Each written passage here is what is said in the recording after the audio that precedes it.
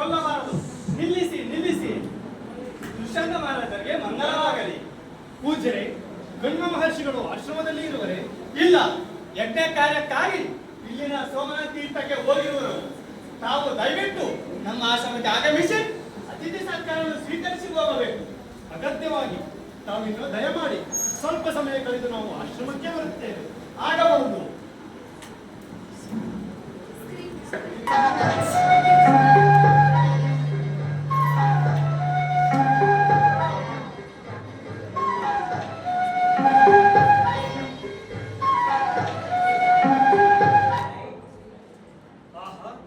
ಎಂತಹ ಮಧುರವಾದ ದೃಶ್ಯ!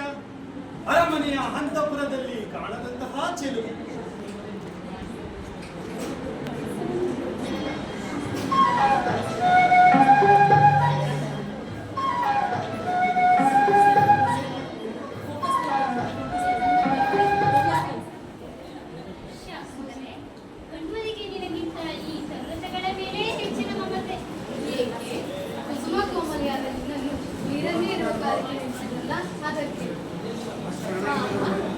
ಈ ತರುಣತೆಗಳೆಂದರೆ ನನಗೂ ಪ್ರೇಮ.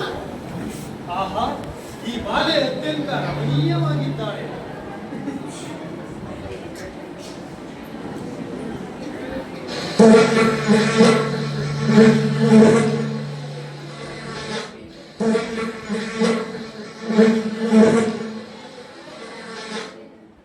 ಸಖ್ಯರೇ, ಈ ದುಂಬಿಯು ನನ್ನ ಬೆನ್ನಟ್ಟಿ ಬರುತ್ತಿರುವುದು.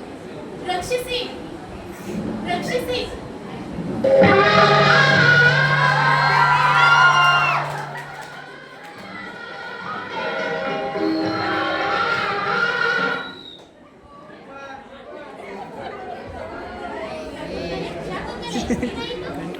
ಭಯವೇನಿಲ್ಲ ಪ್ರಿಯಪುತ್ರಿ, ನಿಮ್ಮ ಪ್ರಿಯಸಖಿ ಭ್ರಮಣದ ಬಾಧೆಯಿಂದ ಬೆದರಿದಳಷ್ಟೇ.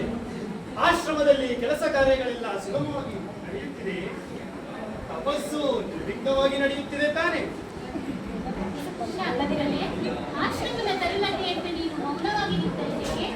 ಆಶ್ರಮಕ್ಕೆ ಹೋಗಿ ಪರಮಶೀಲರಿಗೆ ತೆಗೆದುಕೊಂಡು ಬಂದು ಅತಿಥಿ ದೇವರನ್ನ ಸತ್ಕರಿಸಬಾರದೆ? ಚಿಂತೆ ಇಲ್ಲ, ಚಿಂತೆ ಇಲ್ಲ. ನಿಮ್ಮ ಸವಿನುಡಿಯ ಸತ್ಕಾಲದಿಂದ ನನ್ನ ಮನಸ್ಸು ಸಂತೃಪ್ತಿಗೊಂಡಿದೆ. ಈ ಸುಂದರ ಪುರುಷನನ್ನ ನೋಡುತ್ತಿದ್ದರೆ ಏನೇನು ಬಯಕೆಗಳು ಕಾಡುತ್ತಿದೆಯಲ್ಲ.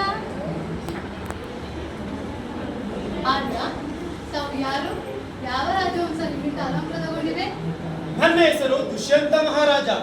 ಹೇತು ಗುರುವಂಶದವನು.